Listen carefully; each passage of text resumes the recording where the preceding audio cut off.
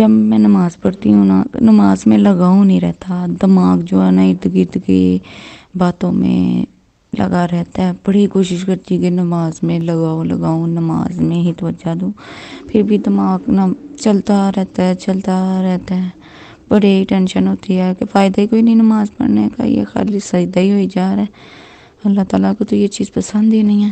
وعلیکم السلام ورحمۃ اللہ وبرکاتہ۔ جس طرح کہ آپ نے آڈیو کی صورت میں یہ سماعت کیا، اگر کوئی انسان نماز پڑھے تو اس کی نماز میں توجہ نہیں رہتی، دائیں بائیں خیالات بٹ جاتے ہیں۔ اپنی توجہ کو نماز میں رکھنے کے لیے انسان کو کون سا عمل کرنا چاہیے کہ جس کی وجہ سے اس کی توجہ نماز میں ہی رہے؟ تو اس کے جواب سے قبل اگر آپ ہماری ویڈیو پر نئے ہیں، چینل کو سبسکرائب کیجئے، لائک کیجئے، ساتھ بیل کے بٹن کو دبائیں تاکہ ہر آنے والی نئی ویڈیو آپ تک بآسانی پہنچ سکے۔ سوال یہ کیا گیا کہ ہم نماز پڑھتے ہیں، نماز کے اندر توجہ نہیں رہتی، اس کے لیے کیا حل ہے؟ سب سے پہلے ہم دیکھیں گے کہ جب انسان نماز پڑھے وہ اپنی توجہ دائیں بائیں خود لے کے جاتا ہے یا خود بخود جاتی ہے۔ اگر انسان اپنی توجہ دائیں بائیں خود لے کر جاتا ہے تو پھر یہ عمل اس کا ٹھیک نہیں، اس سے اس کی نماز کے اندر کراہت آئے گی، اس سے جو نماز کی برکتیں ہیں، نماز کی روحانیت ہے، بندہ اس سے محروم ہو جائے گا۔ کیفیت یہ ہے وہ نماز پڑھتا ہے، اپنی توجہ کو نماز میں ہی رکھنا پسند کرتا ہے، لیکن اس کے باوجود اس کی توجہ دائیں بائیں بھٹک جاتی ہے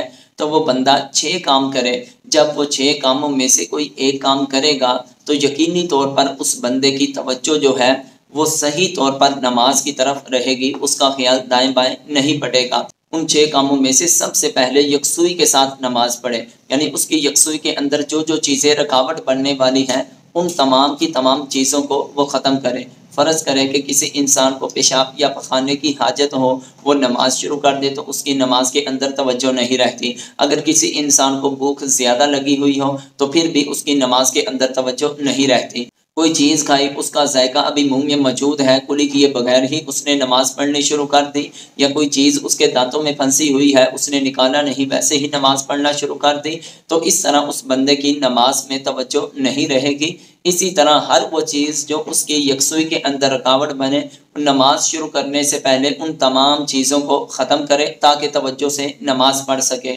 تو پھر دوسرا یہ مسئلہ ہے کہ اپنی طہارت پر غور و فکر کرے، کیونکہ جب انسان کی طہارت نامکمل ہوتی ہے تو پھر بھی انسان کے خیالات جو ہیں وہ نماز میں نہیں رہتے۔ پاکی ناپاکی کا اچھی طرح خیال رکھے، پھر نماز ادا کرے تو پھر اس کی توجہ دائیں بائیں نہیں بٹے گی۔ اور تیسرے نمبر پر اللہ کے پیارے محبوب علیہ السلام کا فرمان بھی ہے، ان تعبد اللہ کأنک تراہ، تو نماز اس طرح ادا کر کہ جیسے تو اپنے رب کو دیکھ رہا ہے۔ یعنی جب تو نماز پڑھے، نماز کے لیے کھڑا ہو، ابھی تیرے ہاتھ اپنے کانوں تک اٹھیں تو ایسے تصور کر جیسے میرا رب میرے سامنے ہے، میں اپنے رب کو دیکھ رہا ہوں۔ تو اس طرح اگر انسان نماز ادا کرے گا اس کی توجہ دائیں بائیں نہیں ہٹے گی۔ چوتھی صورت یہ ہے فَإِن لَمْ تَكُنْ تَرَاهُ فَإِنَّهُ يَرَاهُ، اگر تو اپنے رب کو نہیں دیکھ رہا، یہ تیرے اندر تصور پیدا نہیں ہو رہا، تو پھر یہ خیال کر کہ میرا رب مجھ کو دیکھ رہا ہے، میرا مالک میرا خالق مجھ کو دیکھ رہا ہے۔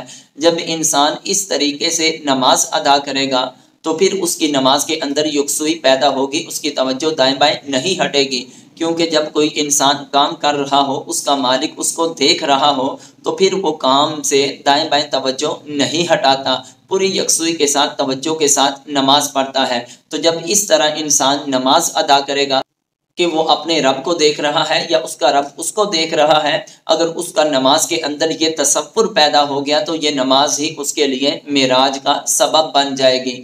چوتھے نمبر پر اس کے لیے حکم یہ ہے کہ جب وہ نماز ادا کرے، نماز میں جو بھی کلمات تلاوت کیے جاتے ہیں وہ قرآن مجید سے ہیں یا غیر قرآن مجید سے ہیں، نماز کے اندر جو بھی کلمات پڑھے ان کلمات پر پوری غور و فکر کرے کہ میں اپنی زبان سے کیا کیا الفاظ ادا کر رہا ہوں، لیکن اس کے لیے افضل یہ ہے کہ جو کلمات پڑھے ان کلمات کا اس کو ترجمہ بھی یاد ہونا چاہیے، کیونکہ جب وہ نماز پڑھے گا، جو الفاظ کی تلاوت کرے گا اس کو ترجمہ معلوم ہوگا تو پھر اس کی نماز کے اندر ایک بڑی روحانیت پیدا ہوگی،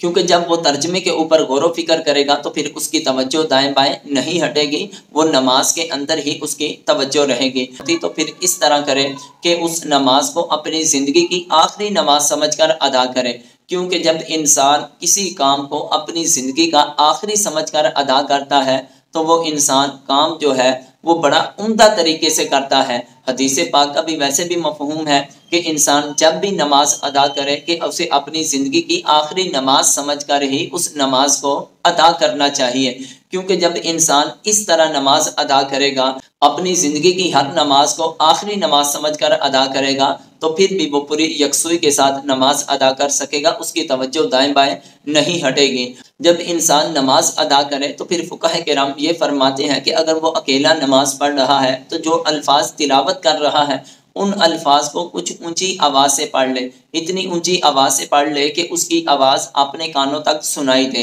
جب اونچی آواز سے پڑھے گا، اپنے کانوں سے خود ان الفاظ کو سنے گا، آواز کو اچھی طرح سنے گا، تو پھر اس کی توجہ دائیں بائیں نہیں ہٹے گی۔ یہ کچھ چند چیزیں تھیں، اگر انسان ان پر غور و فکر کرے گا تو یقینی اللہ تعالیٰ کی ذات اپنے فضل، اپنی خاص رحمت سے اس کو نماز کے اندر خشوع خضوع والی نعمت سے مالا مال فرمائے گی۔ اللہ کی بارگاہ میں دعا ہے ہمیں صحیح طور پر اپنے رب کی عبادت کرنے کی توفیق عطا فرمائے۔ واللہ اعلم ورسولہ۔